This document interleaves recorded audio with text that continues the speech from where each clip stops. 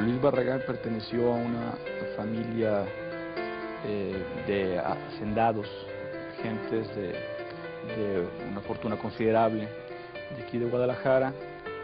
Él ingresa a lo que se llamaba la Escuela Libre de Ingenieros, que era una escuela que había formado el ingeniero Ambrosio Ulloa, ingeniero licenciado Ambrosio Ulloa, desde fin del siglo pasado, ante la falta de oferta educacional para los jóvenes de aquí. No existía en ese momento, estaba cerrada la universidad local, y los que se querían preparar en cuestiones, digamos, técnicas o en profesiones como la de ingenieros tenían que irse a México.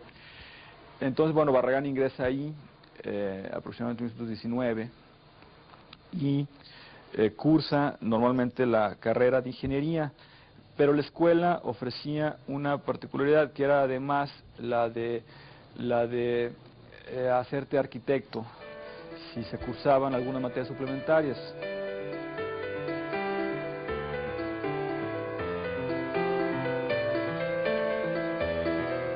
Inclusive hizo su tesis, que según platicaba el maestro Díaz Morales, era una casa de hacienda, la tesis de Luis Barragán de arquitectura, y no completó el trámite porque hizo un viaje y cuando regresó ya le fue imposible completar el trámite, pero digamos que completó esta formación. Al final de su carrera, su papá le regaló un viaje a Europa. Esto fue en 1924 y 25, porque se estuvo un tiempo considerable viajando. Entonces, un hecho fundamental le sucedió allí respecto a su biografía, fue que conoció la exposición de las artes decorativas en París en 1925, y de la exposición de artes decorativas le llamó mucho la atención un jardín hecho por un personaje que se llamaba Ferdinand Bach, y esto fue algo que fue definitivamente un parteaguas, un punto fundamental, porque a partir de este contacto con la influencia de Bach y su obra, Barragán empezaría a evolucionar en una dirección particular. Pero la parte que a Barragán le llamó poderosamente la atención es cuando en los libros que descubrió también en 24, que eso también no lo dije, pero descubrió junto con el jardín unos libros de Bach, que fueron los que trae a Guadalajara y comparte con sus amigos. Esos dos libros se llamaban uno Les Jardins Enchantés, Los Jardines Encantados, y otro Le Colombier. Entonces, allí lo que existe es una nueva mirada sobre el mundo mediterráneo, sobre el mundo clásico, y su expresión en arquitectura y al mismo tiempo en literatura, porque los libros conjugan las dos cosas. Entonces, eso fue lo que a Barragán lo marcó de por vida y le dio una orientación. El descubrimiento de todo esto fue como descubrir la misma herencia que aquí existía, porque tenía una herencia con raíces culturales parecidas y con resonancias muy cercanas, pero descubrirla como un espejo distante a través de esto, y entonces confirmar sus propios gustos, su descubrimiento de la arquitectura popular en los pueblos que él conoció desde su infancia, en las haciendas que él frecuentó, etcétera, y que marcarían su arquitectura. Entonces, bueno, regresando de Europa y confirmando de alguna manera su línea arquitectónica y estética, porque creo que es mucho más amplio su línea, una idea cultural de la arquitectura que tenía. Trabajó todavía en Guadalajara varios años, sin embargo, como que se conjugaron dos cosas. Por un lado, la cerrazón de la actividad intelectual que se dio aquí a resultas de la cristiada, de la guerra cristera y de los conflictos que hubo, como que hubo un angostamiento en las vías de expresión cultural y social en general, y por otro lado, a causa de la reforma agraria, su familia perdió gran parte de sus posesiones, con lo cual declinó la fortuna familiar, y entonces Barragán, ante todas estas situaciones, produjo todavía alguna obra aquí, pero en 1936 opta por irse a vivir a México definitivamente. Se viene a México, pero viene con la idea también, que hay que tenerlo presente, no olvidarse de ello, del funcionalismo, pero no el funcionalismo a la manera de Mies van der Rohe y de todos estos funcionalistas, ¿no? A la manera de Le Corbusier, que era la gran figura indiscutible, Le Corbusier, ¿no? Viene él con esas escalas, con esas proporciones, con ese trabajo de los muros, del color mismo, y viene a México y construye. Entonces, si aquello lo denominas tú como funcionalista, ¿no? Pues es que eran apartamentos para la venta, para gentes de clase media, no sé, a los que se los vendía después de haberlos hecho, ¿no? Entonces, pues no es que fueran funcionalistas. A Luis, en primer lugar, detestaba la palabra esa, ¿no? Que sean confortables, decía él, ¿no? Bueno, una cosa es confortable, que te jale, que te atraiga a estar en él, ¿no? Y no que te eche para afuera, ¿no? Eso era la manera en donde él veía esa dichosa palabra de la funcionalidad, ¿no? Es una gente muy reconocida. En su momento, cuando hace estas casas Le Corbusianas, salen estas casas publicadas en el Architectural Record de Nueva York. En ese momento era la revista de arquitectura más importante o una de las más importantes del mundo para la arquitectura contemporánea. Revista que todavía se sigue publicando, y el Architectural Record en ese momento en Nueva York, en 36 y en 37, está publicando las obras Le Corbusianas de Luis Barragán. O sea, era un arquitecto importante, reconocido. Las revistas de México lo publican, otras revistas lo publican, pero lo publican como publican a otros 10, 15 arquitectos mexicanos importantes del momento. Pani, Del Moral, Villagrán, todos ellos los publican también a ese nivel. Y es solo cuando realmente da este cambio, esta parte tan pionera, por así decirlo, de él, tan novedosa, este ingreso a un regionalismo antes de que el regionalismo ni siquiera se pensara que pudiese existir, es este combinar lo que es propio, lo que es local, las lecciones vernáculas que son tan sabias en cuanto a que las aperturas deben de tener una cierta orientación para recibir el sol o para recibir el viento, para encerrarse de la lluvia, todo este tipo de lecciones de la arquitectura vernácula y de la arquitectura propia, o sea, de la parte cultural, lo que a uno culturalmente le parece atractivo dentro de la arquitectura, y maneras de vivir que tienen ciertas culturas como la nuestra, que es una cultura muy clara, a diferencia de culturas como la norteamericana o como la inglesa, por así decirlo, somos culturas muy diferentes. Eso lo supo entender sin olvidarse de los preceptos importantes y válidos todavía que se habían descubierto con al nacimiento de la arquitectura contemporánea. Todo lo que tenía que ver con el funcionalismo, con el funcionamiento, con todas estas cosas tan importantes que se habían descubierto a principio de siglo con Le Corbusier, con el Bauhaus, y que se habían aceptado. Él logra hacer una síntesis de esto que había derivado en una arquitectura internacional fría y hasta aburrida ya, lo logra conjuntar con la riqueza de lo mexicano y crea algo muy importante. Cuando me comentabas tú hace un rato sobre las influencias de Luis, te decía que lo único importante, y en donde a cualquiera de nosotros lo puede definir, es el escoger tus influencias, ¿no? Generalmente, aunque vivas en tal lado o aunque tengas tales cuales ascendientes, tú escoges lo que te gusta, lo que quieres que te influencien, ¿no? No te lo dices en esos términos, pero te acercas a aquello, ¿no? Pues Luis, obviamente toda la arquitectura vernácula, ¿no? Que curiosamente, y en contra de todos mis colegas, incluyéndome a mí mismo, toda la arquitectura vernácula en el mundo, en Grecia, en África, en México, en cualquier lugar, no es fea. La esencia del paisaje de Jalisco, de la arquitectura de los pueblos de Jalisco, la debió de haber entendido, él la debió de haber captado muy bien, ¿no? Se le quedó sobre todo la de Mazamitla, pienso yo, muy grabada, los volúmenes, las soluciones, pero yo creo que el color allí fue fundamental, sobre todo en estas viejas casonas de pueblo como el de Mazamitla. Ya cuando se va a México en 36, se va a México y decide con toda claridad y con toda lucidez que necesitaba hacer dinero para poder vivir de acuerdo a lo que él pensaba y necesitaba. Entonces, con bastante contundencia, empieza a hacer arquitectura especulativa.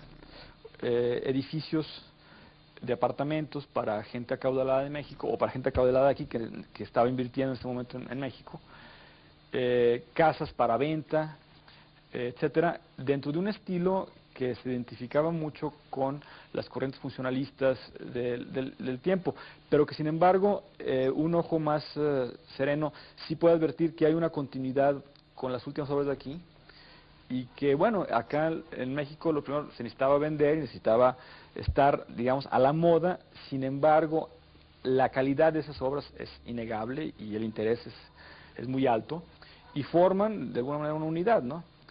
Hacia 1940 decide, y de hecho así se lo comunica a sus amigos y a su clientela, que ya no iba a ser arquitecto, que se estaba retirando en ese momento, y que por favor ya no le hablaran para comisiones.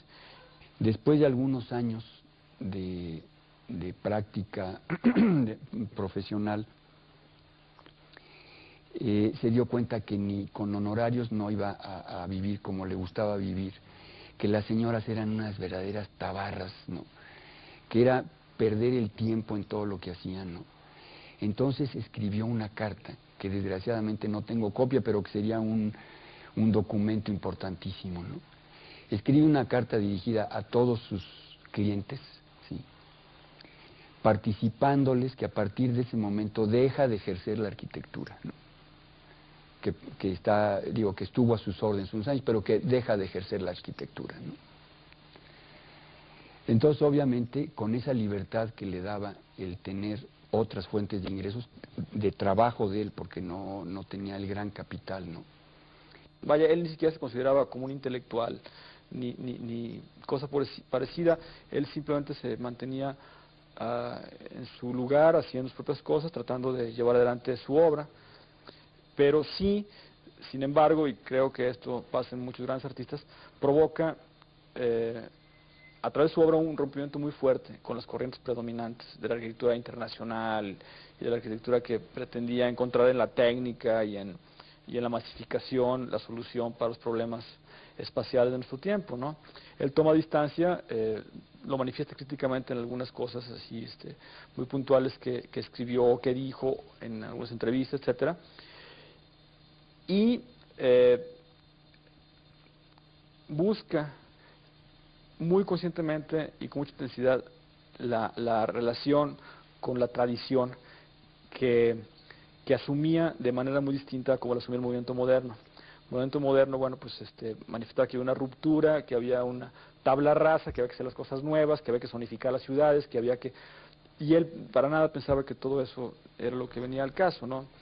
Él pensaba que existía una continuidad cultural, una continuidad espiritual, que era importante aprender la arquitectura popular, de la cual hay que decir que la arquitectura moderna estaba bastante distanciada, ¿no? Y le importaba bastante poco. La arquitectura moderna como tal es bastante arrogante, entonces pensaba que iba a resolver las cosas así de una manera decisiva y contundente. Y bueno, todo esto, Barragán era pues muy escéptico en cuanto a todo esto, y al mismo tiempo muy apasionado en las cosas que defendía. Por eso ya desde los 40 su arquitectura tomó un rumbo radicalmente distinto.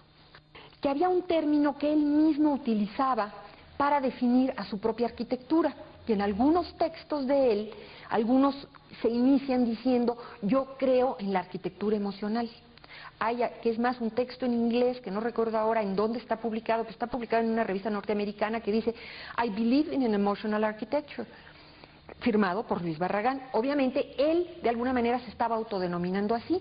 Entonces, investigando por qué se autodenominaba así, descubrimos que en 1953 Matías Guerix, con quien él tuvo una relación profunda, de la cual podemos hablar también a continuación, Matías Guerix, que había venido a México a dar clases a Guadalajara, en el Distrito Federal, en la calle de Sullivan, hace un museo experimental, una pequeña construcción para museo y este tipo de cosas, donde de alguna manera él rechazaba todo lo que era la arquitectura internacional Y era el hacer muros gruesos, un poco como lo que hacía Barragán, esta arquitectura poderosa, emotiva.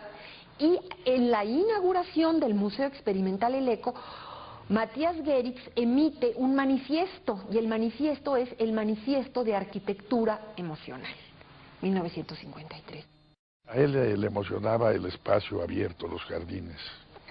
La casa que fue de él, la inicial, que está en Madereros, hoy Constituyentes, era una casona vieja, arreglada por él, maravillosa, con un jardín increíble. El mobiliario, los ambientes, era realmente especial. Y la vendió para entrarle al Pedregal, que fue idea de él. Y esa idea a mí me sorprendió enormemente porque de aquel pedreguero tan espantoso que era nido de maleantes, pues convirtió en un lugar verdaderamente de enorme belleza. Finalmente, en uno de ellos comienza a construir una casa para él y vende los otros 3 para ingresar a esta famosa empresa de jardines del Pedregal de San Ángel. Le parece fascinante lo que es el sitio y cuando le piden el urbanismo lo hace encantado de la vida. Hace un urbanismo muy diferente a lo que estábamos acostumbrados a ver aquí en México. Por primera vez las calles no son ortogonales o siguiendo un sentido especial. Las calles siguen las sinuosidades del terreno, dan la vuelta donde el terreno da la vuelta. Son calles que si uno a veces va al Pedregal y no conoce muy bien, se pierde, pero las calles precisamente siguen todo esto y ponen en valor, y es lo que él trataba sobre todo en los jardines que hizo ahí, las casas.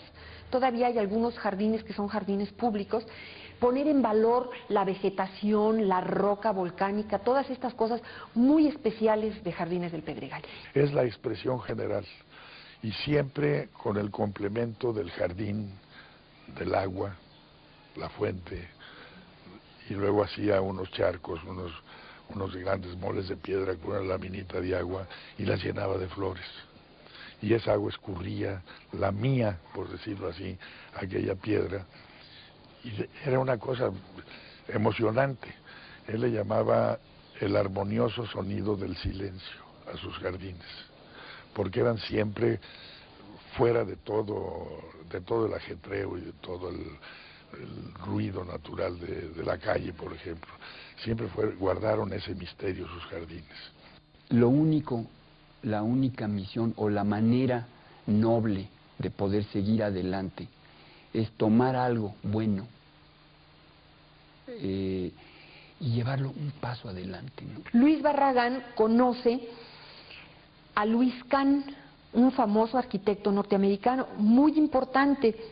En este caso yo no creo que haya habido tanta influencia de Luis Kahn sobre Barragán, como sí probablemente la hubo de Barragán sobre Luis Kahn. En este sentido, cuando Luis Kahn está construyendo el famoso Salk Institute, el Instituto de Investigaciones Salk para la Universidad de San Diego, en La Joya, en California, es un edificio impresionante con un patio interior y las salas de los investigadores y de los salones de experimentos a los lados, y al fondo, se entra de este lado, al fondo está el Océano Pacífico. Es un lugar fascinante. Luis Kahn invitó a Luis Barragán para que le diseñara ese jardín interior. Y Luis Barragán llegó y dijo, esto no puede ser un jardín, esto así como está es maravilloso. Y cuando uno va hoy en día, ve uno la mano de Luis Barragán porque es una enorme extensión, un patio alargado, maravilloso, todo de piedra, con una pequeña acequia, como las acequias de más o menos 10, 20 centímetros, las acequias árabes, que se inicia al final del patio y termina en una cascada al final del patio. Eso es todo lo que tiene el patio. No tiene nada más, porque dijo Luis Barragán que ante el Océano Pacífico no debía de ponerse absolutamente nada. Yo esta arquitectura la llamo oficialmente, y mucha gente está de acuerdo en llamarla arquitectura emocional. Y después podemos platicar por qué se denomina así. ¿Cuáles son los elementos? Los elementos son varios y de distinta índole. Algunos elementos son intelectuales. Es esto de que la arquitectura debe de ser una arquitectura cerrada hacia el exterior, íntima, que dé emociones. Ya no es esta arquitectura fría, igual en todo el mundo, con ventanales a todos lados, que estamos como viviendo en un aparador. No, es una arquitectura que responde a los gustos de los mexicanos, heredados obviamente de los españoles, de estar cerrados hacia afuera y abiertos tal vez hacia un patio interior.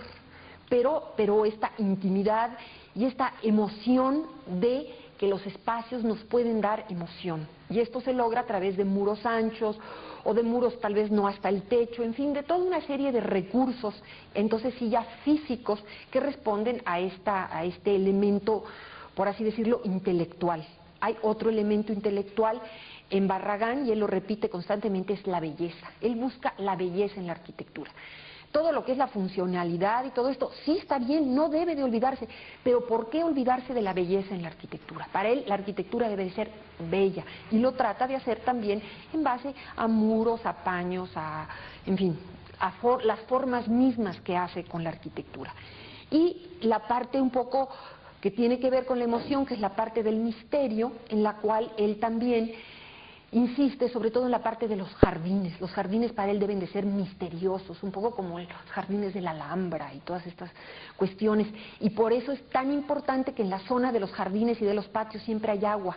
El agua esta que recuerda los árabes que tanta sed tenían en el desierto, que cuando llegaron a España lo que más hacían eran fuentes y jardines y acequias para el agua. Entonces el agua siempre está presente en los jardines o en los patios de Luis Barragán por ese mismo motivo. Entonces tenemos todas estas cuestiones un poco intelectuales que derivan en unas formas que son las que vemos hoy en día. Formas que se copian muy fácilmente, porque copiar la arquitectura de Barragán, por lo menos de aspecto, es bastante fácil, y nos hemos llenado un poco de ella en México. Lo importante, creo, y los arquitectos que realmente tienen valor y que han seguido en este camino, han entendido que es la parte intelectual lo que cuenta, y que la forma sigue y responde a esta parte intelectual, y no es una serie de recetas como se cree. Gracias a iniciativas de algunas gentes, se le da hasta 76 el Premio Nacional de Artes. Y entonces ya se reconoce oficialmente, pero en el gremio, por ejemplo, seguía sin reconocerse la gran cosa. En 1980, ya con el Pritzker, que es el equivalente al Nobel en Arquitectura, bueno, pues ya no les queda más remedio que, bueno, aceptar que era un gran arquitecto y que, bueno, ya. Y de entonces para acá, el mito ha ido creciendo y creciendo y creciendo. Sin embargo, yo creo que es injusto con sus amigos y con la gente que lo siguió desde mucho tiempo decir que no se le había reconocido, ¿no?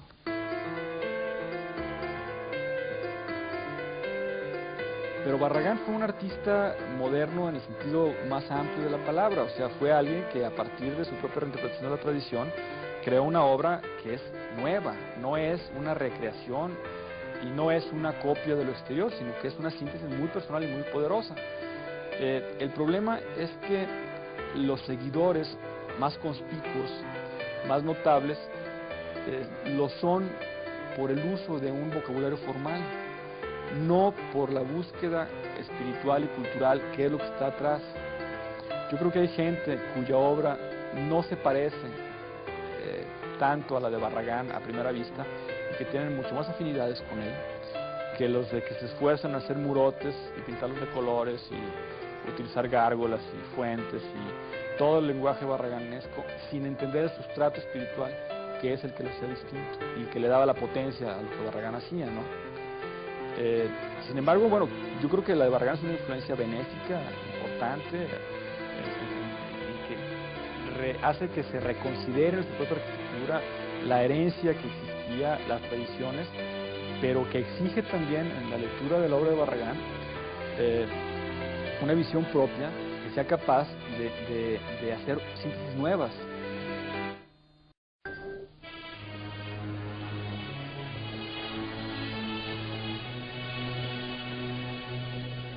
Católico que soy, he visitado con reverencia y con frecuencia los monumentales conventos que heredamos de la cultura y religiosidad de nuestros abuelos, los hombres de la colonia. Y nunca ha dejado de conmoverme el sentimiento de bienestar y paz que se apodera de mi espíritu al recorrer aquellos, hoy deshabilitados claustros, celdas y solitarios patios. Luis Barragán remodeló el convento de las Madres Capuchinas Sacramentarias, ubicado en Tlalpan, entre 1952 y 1955, y diseñó la capilla. En ella se sintetiza su pensamiento arquitectónico. que me dijo un día cuando trabajaba yo con él: oye, va a venir una amiga mía de París, quiero que la lleves, que viene a ver mi obra, entonces quiero que la lleves, la pasees todo el día. Ahí tienes a Mario, el chofer, y el Cadillac, váyanse. Aquí a la casa vienen de 11 a 12 para yo no estar, y después te vienes a comer acá, ¿no? Me encuentro con... Supe que no iba a ser una mujer hermosa si no él la hubiera llevado personalmente, ¿no? Y no lo era, pero era un ser humano de una calidad, de una inteligencia, de una gracia, que me asombró que Luis sacrificara esas cualidades por la otra, ¿no? Por la que él, que él era la principal, ¿no? Cuando la llevé a la capilla, entró con ella y de pronto me doy cuenta que está sollozando como niña, ¿no? Y chorros de lágrimas por estar en la capilla, ¿no? Cuando regreso a comer con Luis le cuento esa anécdota y se queda Luis callado, sin inmutarse mucho, ni vanagloriarse, ni nada, por el caballero que era, ¿no? Pero sí alcancé a ver una mirada mínima en donde se sintió profundamente emocionado de saber que sí, que para eso estaba la capilla, para que la gente fuera a llorar ahí de belleza, ¿no? Barragán afirmaba que su obra era autobiográfica. Su influencia más decisiva fue la arquitectura de los pueblos, las haciendas y conventos de México. En una de las entrevistas más emotivas que concedió, le expresó con absoluta sencillez a la escritora Elena Poniatowska los orígenes más íntimos de su arquitectura. Estoy enraizado en México. Tuve la suerte de haber vivido en provincia, en pequeños pueblos, y haber conocido mucho la vida de las rancherías. En mi infancia están mis mejores recuerdos y mis mejores sueños.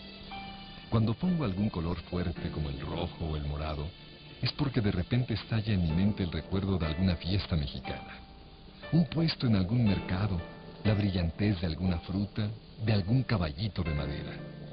En esto me parezco a Chucho Reyes Ferreira. De niño me la pasé a caballo, viendo casas que cantan sobre la tierra, recorriendo ferias populares. La arquitectura popular me ha impresionado siempre porque es la pura verdad y porque los espacios que se dan en las plazas, en los portales, en los patios, se dan siempre con generosidad. Pero también integra la arquitectura tradicional del Mediterráneo, la arquitectura islámica, la del norte de África y el silencio de los espacios de los monasterios franciscanos. La verdadera trascendencia de Barragán estriba en haber logrado sintetizar su herencia cultural con las diversas corrientes arquitectónicas internacionales de su época. De esta síntesis nace una línea arquitectónica absolutamente personal y al mismo tiempo universal. Ya se ha hablado mucho de las influencias de Luis, de Mazamitla, de las rancherías aquellas, pero nada se parece a aquello, ¿me entiendes? Es decir, él tomaba eso como punto de partida, como siempre, tomaba eso como punto de partida y lo iba masticando, digiriendo, haciendo carne y sangre propia, y después el producto era una cosa totalmente nueva, que sí se basa en aquello. Tú puedes ver su obra en muchas de sus casas, y si te digo yo que sí tiene liga con las haciendas mexicanas, con los ranchos que él vivió en su infancia, pues me dices, pues sí. Alrededor de 1940, Barragán se separó de la corriente arquitectónica que seguían la mayoría de sus contemporáneos, quienes veían con admiración el movimiento internacional o racional funcionalista. Para él, la arquitectura es una creación artística, no el resultado de la técnica bien aplicada, como pretendió con rigor el funcionalismo. Rompe con el funcionalismo en el sentido de pensar que la arquitectura no es nada más una máquina para vivir, como decía Le Corbusier, ¿no? Rompe en el sentido de decir, no, la arquitectura es un arte, la arquitectura nos da valores espirituales, la arquitectura tiene otro lenguaje que va mucho más allá de lo físico. Barragán optaría por una arquitectura de los sentidos, de las emociones, de lo sensual, por una arquitectura acorde, nacida del entorno geográfico, las costumbres y los hábitos de los hombres, a decir del arquitecto Felipe Leal. Tiene una frase Luis Barragán que es importante, ¿no? A partir de que una cuestión funcione, de que un proyecto funcione, ahí empieza la arquitectura, ¿no?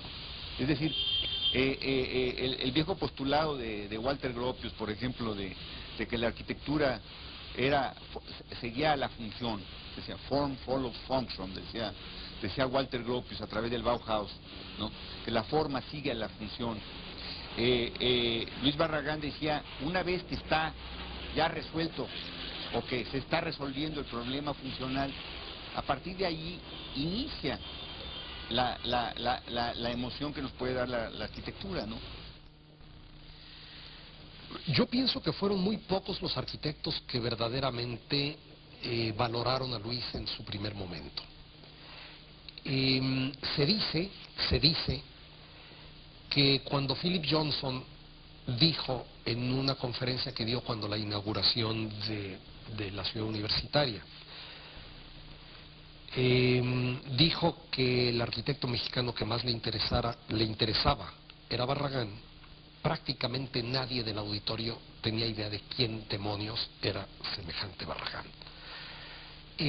No olvides que cuando se publicó el número monográfico de la revista Arquitectura México dedicado a la ciudad universitaria, y viene la larguísima lista de arquitectos que contribuyeron en esa obra magnífica,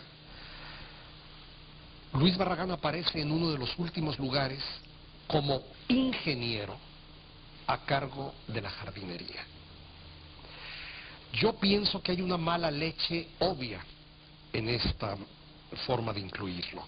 Yo creo que el grado de participación de Barragán en la ciudad universitaria está por investigarse. Yo creo que fue muchísimo más del que generalmente se considera, pero desde luego estaba muy lejos de ser un ingeniero a cargo de la jardinería. Yo creo que la mano de Barragán se ve clarititito en los espacios abiertos de la ciudad universitaria, en algunos de ellos por lo menos. Se ha dicho tanto alrededor de Barragán, se ha hablado tanto, se ha elaborado tanto, y sin embargo hay como una nube de adjetivos y de pretensiones que muchas veces impiden ver lo que hay de fondo, ¿no? Y lo que hay de fondo es simplemente ir a sus obras, vivirlas, entenderlas y dejar que ellas hablen, y lo demás es palabrería muchas veces, ¿no? Entonces, lo principal es, respecto a Barragán, rescatar su legado, y su legado principal son las cosas que construyó.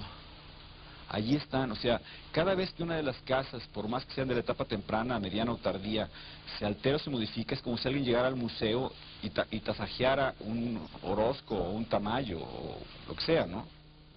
Y en cuanto a que la arquitectura sea silenciosa, por Dios, yo creo que pocas estridencias arquitectónicas, pocos gritos de afirmación vital hay tan fuertes como esta obra prodigiosa.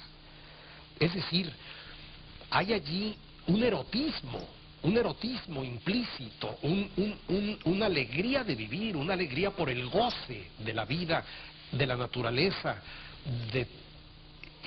pues de la existencia y sus placeres, llevada al extremo. Creo que ver solo una de las caras de esta dicotomía, que es lo que hace la genialidad de la obra, es mutilarla y empobrecerla. De hecho, pienso que el personaje real, Barragán, es muchísimo más fascinante que estos clichés mutilantes. Creo que su gran legado es su arquitectura, y algo que nos enseña a través de su arquitectura, que es que no se puede nadie formar sin transformarse interiormente. Trae a Guadalajara y comparte con sus amigos. Esos dos libros se llamaban uno Le Jardin Enchanté, Los Jardines Encantados, y otro Le Colombier. Entonces, allí lo que existe es una nueva mirada sobre el mundo mediterráneo, sobre el mundo clásico, y su expresión en arquitectura y al mismo tiempo en literatura, porque los libros conjugan las dos cosas. Entonces, eso fue lo que a Barragán lo marcó de por vida y le dio una orientación. El descubrimiento de todo esto fue como descubrir la misma herencia que aquí existía, porque tenía una herencia con raíces culturales parecidas y con resonancias muy cercanas, pero descubrirla como un espejo distante a través de esto y entonces confirmar sus propios gustos, su descubrimiento de la arquitectura popular en los pueblos que él conoció desde su infancia, en las haciendas que él frecuentó, etcétera, y que marcarían su arquitectura. Entonces, bueno, regresando de Europa y confirmando de alguna manera su línea arquitectónica y estética, porque creo que es mucho más amplio su línea, una idea cultural de la arquitectura que tenía. Trabajó todavía en Guadalajara varios años, sin embargo, como que se conjugaron dos cosas.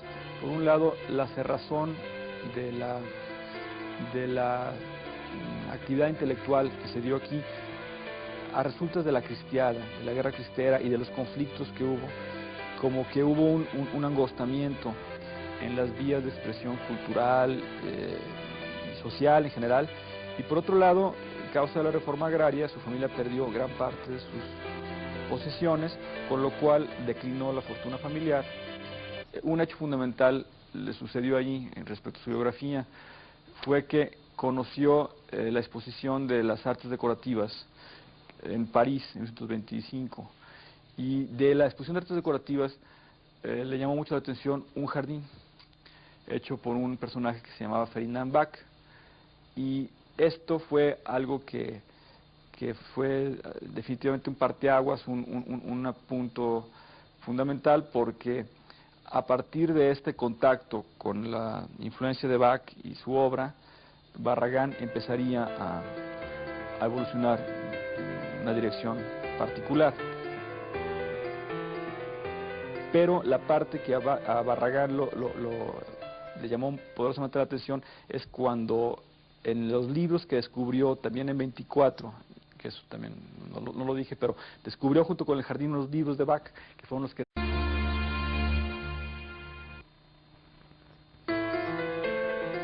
Luis Barragán perteneció a una familia de hacendados, gentes de una fortuna considerable de aquí de Guadalajara. Él ingresa a lo que se llamaba la Escuela Libre de Ingenieros, que era una escuela que había formado el ingeniero Ambrosio Ulloa, ingeniero licenciado Ambrosio Ulloa, desde fin del siglo pasado, ante la falta de oferta educacional para los jóvenes de aquí. No existía en ese momento, estaba cerrada la universidad local, y los que se querían preparar en cuestiones, digamos, técnicas o de profesiones como la de ingenieros tenían que irse a México. Entonces, bueno, Barragán ingresa ahí aproximadamente en 1919 y cursa normalmente la carrera de ingeniería, pero la escuela ofrecía una particularidad que era además la de hacerte arquitecto si se cursaban algunas materias suplementarias.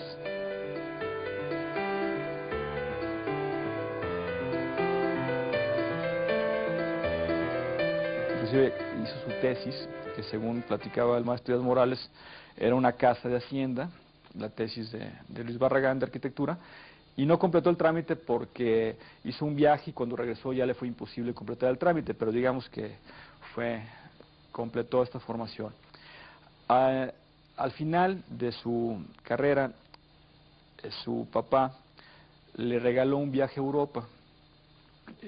Esto fue en 1924 y 25, porque se estuvo un tiempo considerable viajando. Entonces,